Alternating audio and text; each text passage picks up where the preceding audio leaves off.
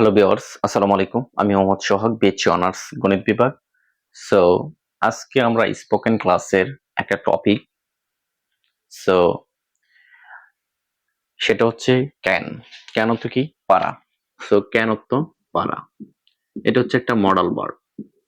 এটা একটা কি ভার্ব? Modal verb. সো দেখো, মডাল ভার্ব আমরা সবাই চিনি যখন অক্সিলারি ভার্ব পড়েছিলাম, অর্থাৎ ভার্বের যখন ক্লাসিফিকেশন পড়েছিলাম, সেখানে আমরা মডাল ভার্ব দেখেছি।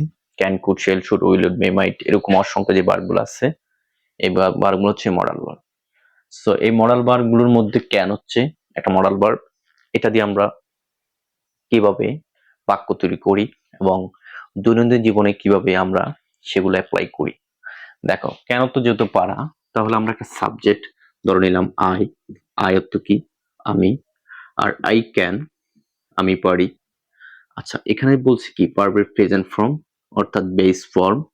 এখানে এই ভার্বের সাথে কখনো অ্যাজ বাই এস যুক্ত হতে পারবে না, অর্থাৎ বেস বা মূল ওয়ার্ডটা আমাকে ক্যানের পর ব্যবহার করতে হবে। দেখো, কখনো কোনো সময় দেখবা না ক্যানের সাথে গো যুক্ত আছে। সো ক্যানের স্বরে কখনো অ্যাজ বাই এস হতে পারে না। দেখো, গো তো কি? যাওয়া। যদি বলি আই ক্যান, আমি পারি, আমি কি পারি? আই ক্যান গো, আমি যেতে পারি। যদি বলি আই ক্যান ইট, আমি খেতে পারি। যদি বলি আমি লিখতে পারি, আই ক্যান রাইট, আমি লিখতে পারি। যদি বলি আমি আমি দিতে পারি, আই ক্যান গিভ, আমি দিতে পারি।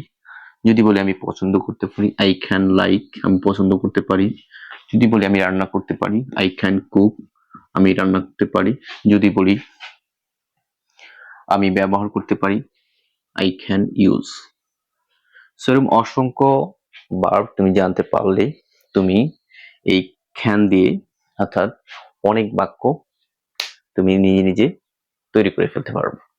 সো এগুলো দিয়ে প্র্যাকটিস করবা যে I can go, I can eat, I can write, I can give, I can like, I can cook, I can use, I can read, I can come, I can learn. এই যে আমি যে বাক্যগুলো বলেছি না, প্রত্যেকটা আমি ক্যান দিয়ে বলছি। সো একটা কথাই মনে রাখবা, কেন তো পারা। ক্যানের পরে ভার্বের কোন ফর্ম হবে? বেস ফর্ম অর্থাৎ রুট ভার্ব অথবা ভার্বের প্রেজেন্ট ফর্ম, অর্থাৎ এখানে অ্যাজ বা এর যুক্ত হতে পারবে না। So practice makes man perfect. যত তুমি চর্চা করবা তত তোমার আয়ত্তে আসবে। সো প্র্যাকটিস করো, চর্চা করো, তোমাকে পারতে হবে, তোমাকে ইংলিশ কথা বলতে হবে। So best of luck.